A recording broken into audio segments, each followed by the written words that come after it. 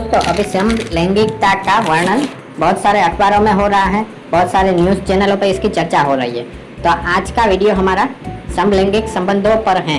दोस्तों समलैंगिक संबंधों का वर्णन हमारे बहुत सारे धर्म ग्रंथों में है। पुराणों में भी ऐसी कई कथाएं हैं जिसमें देवताओं के बीच समलैंगिक संबंध का वर्णन किया गया है। पर यह संबंध देवता आनंद के लिए नहीं बनाते थे, पर दूसरे कारणों के लिए बनाते थे।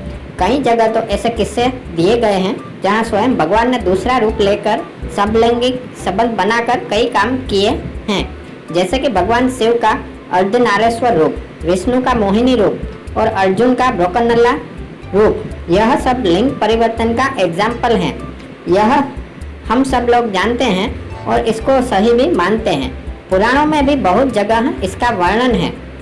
दोस्तों द्रौपदी के पिता महाराज द्रुपद के घर पर एक लड़की का जन्म हुआ था जिसका नाम था शिखंडी, पर उन्होंने अपनी पुत्री का लालन पालन लड़के की तरह ही किया, यहाँ तक कि उसकी शादी भी कराई।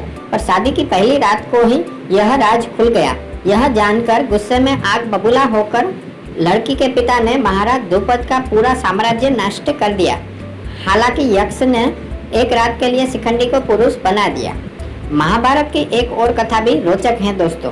पांडवों को कुरुक्षेत्र में जीतने के लिए अर्जुन पुत्र एरावन का बलिदान देना जरूरी था।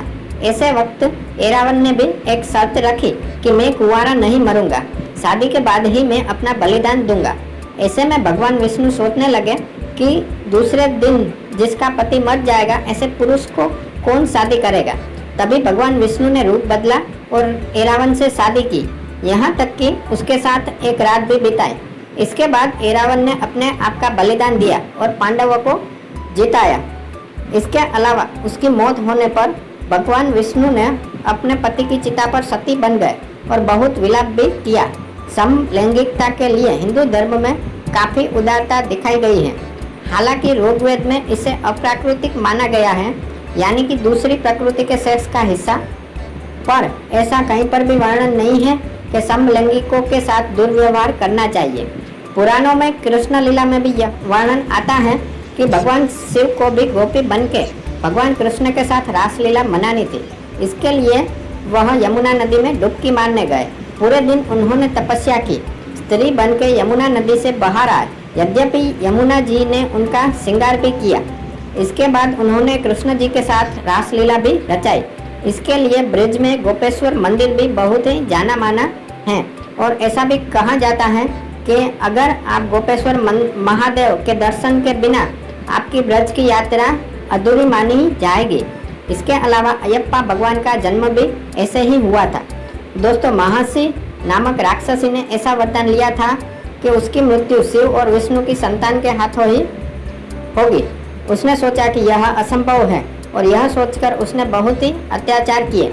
आम जनों पर, महर्षि जनों पर बहुत अत्याचार उसने गुजारे।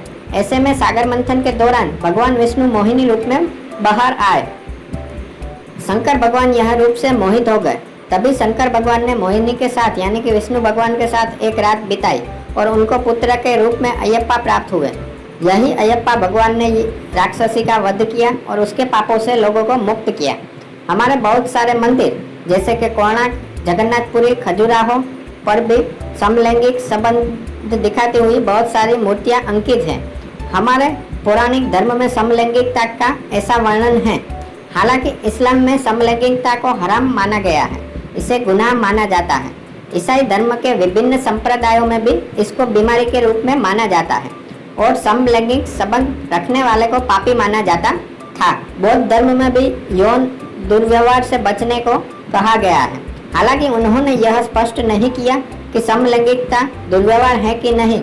और मित्रों, बौद्ध भिक्षु ने इसे ना तो दुर्व्यवहार माना है ना तो इसको स्वीकृति दी है।